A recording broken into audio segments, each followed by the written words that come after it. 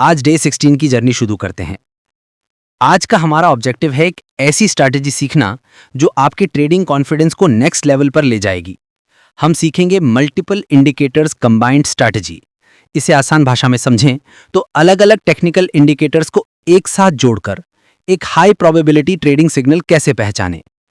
इसका सबसे बड़ा फायदा यह है कि आप इंपल्सिव डिसीजंस मतलब जोश में आकर लिए गए ट्रेड से बच जाते हैं और कॉन्फिडेंट होकर अपने ट्रेड्स एग्जीक्यूट कर पाते हैं। तो सवाल उठता है, मल्टीपल इंडिकेटर्स यूज ही क्यों करें? एक इंडिकेटर काफी नहीं है क्या? देखिए, मार्केट में कभी भी एक चीज 100% सही नहीं होती है। अगर आप सिर्फ एक ही इंडिकेटर पर डिपेंड रहेंगे तो उसके सिग्नल्स कई बार मिसलीडिंग हो सकते हैं। मतलब वो आपको धोखा दे सकते हैं। आपको लगेगा कि बाय करना है लेकिन मार्केट नीचे चला जाएगा। ये एक बहुत कॉमन ट्रैप है। सोचो इसको एक डिटेक्टिव टीम की तरह। अगर कोई केस सॉल्व करना हो तो क्या एक ही डिटेक्टिव सारे एंगल्स कवर कर सकता है? मुश्किल है। लेकिन जब एक पूरी टीम होती है, कोई फिंगरप्रिंट चेक करता है, कोई विटनेसेस से बात करता है, कोई सीसीटीवी फुटेज देखता है, तो सब तरफ से क्लूज कंफर्म होते हैं। इससे गलती की गुंजाइश कम हो जाती है और final decision a lot more solid होता है। ट्रेडिंग में मल्टीपल इंडिकेटर्स आपकी वही डिटेक्टिव टीम है। जब 2-3 इंडिकेटर्स एक ही तरफ इशारा करते हैं तो आपके ट्रेड की एक्यूरेसी बढ़ जाती है, आपका रिस्क कम हो जाता है और प्रॉफिट की प्रोबेबिलिटी वो काफी ऊपर चली जाती है। तो चलिए मिलते हैं अपनी इस डिटेक्टिव टीम के मेंबर से। हम 3 टाइप के इंडिकेटर्स को कंबाइन करना सीखेंगे।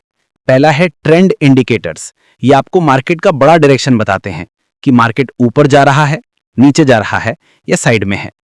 इसके लिए हम यूज करेंगे मूविंग एवरेजेस, खास करके 50 डे और 200 डे एमए। इसके अलावा एक और टूल है एडीएक्स यानी एवरेज डायरेक्शनल इंडेक्स। ये ट्रेंड की स्ट्रेंथ बताता है कि जो ट्रेंड चल रहा है उसमें दम कितना है। दूसरा मेंबर है मोमेंटम इंडिकेटर्स। ये मार्केट के जोश या ठंडक को नापते हैं। क्या मार्केट में बाइंग का जोश बहुत ज्यादा है या सेलिंग का प्रेशर? इसके लिए हम यूज करेंगे आरएसआई यानी रिलेटिव स्ट्रेंथ इंडेक्स। ये ओवरबॉट और ओवरसोल्ड जोन्स बताता है। और दूसरा है एमएसीडी। ये ट्रेंड में कब बदलाव आ सकता है उसका अर्ली सिग्नल देता है। और हमारी टीम का तीसरा और बहुत इंपॉर्टेंट मेंबर है वॉल्यूम इंडिकेटर्स। प्राइस ऊपर या नीचे तो जा रहा है, लेकिन क्या उस मूव को लोगों का सपोर्ट है? क्या काफी सारे लोग उसमें पार्टिसिपेट कर रहे हैं? वॉल्यूम ये बताता है। इसके लिए हम ऑन बैलेंस वॉल्यूम यानी ओबीवी और वॉल्यूम स्पाइक्स को देखेंगे। तो चलिए एक छोटा सा काम करते हैं। अपनी नोटबुक निकालिए और इन 3 कैटेगरीज के नाम लिखिए, ट्रेंड, मोमेंटम और वॉल्यूम। और उनके नीचे उन इंडिकेटर्स के नाम नोट कर लीजिए जो मैंने अभी बताए हैं। बस इतना लिखना है कि कौन सा इंडिकेटर क्या काम करता है।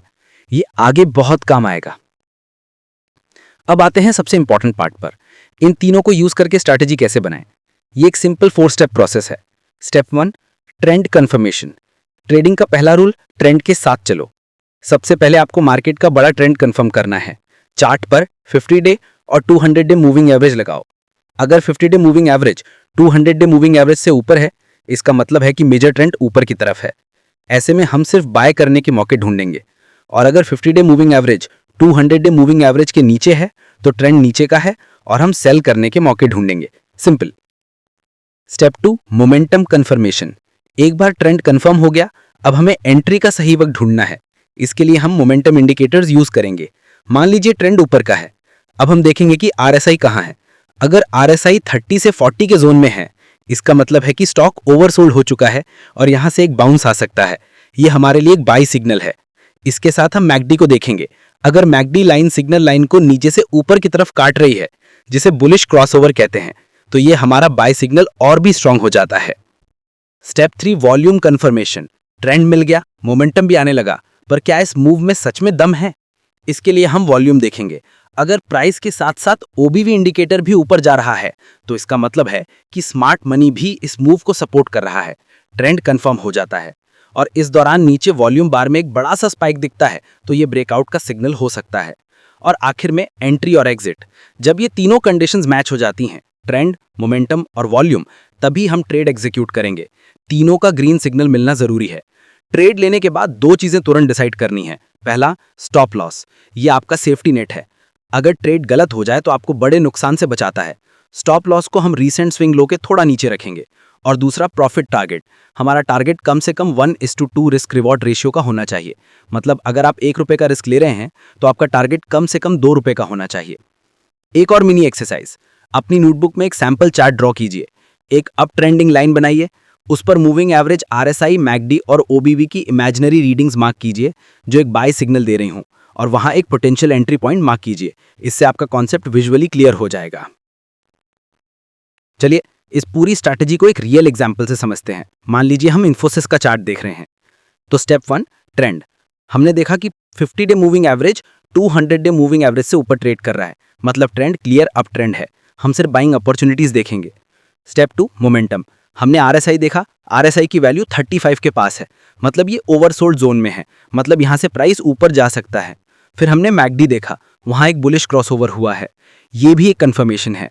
Step 3, volume. हमने OBV चेक किया, प्राइस के साथ OBV भी लगातार ऊपर जा रहा है, इसका मतलब है कि वॉल्यूम ट्रेंड को कंफर्म कर रहा है। और स्टेप 4, एंट्री और एग्जिट। तीनों सिग्नल मिल गए। हमने 3200 के प्राइस पर एंट्री ली, हमारा stop loss recent swing low यानी 3150 पर रखा, और हमारा टारगेट 1:2 रिस्क रिवॉर्ड के हिसाब से 3500 पर सेट कर दिया।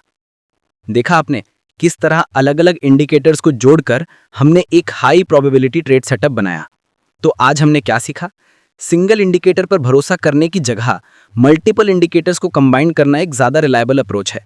हमारा 3 स्टेप प्रोसेस है।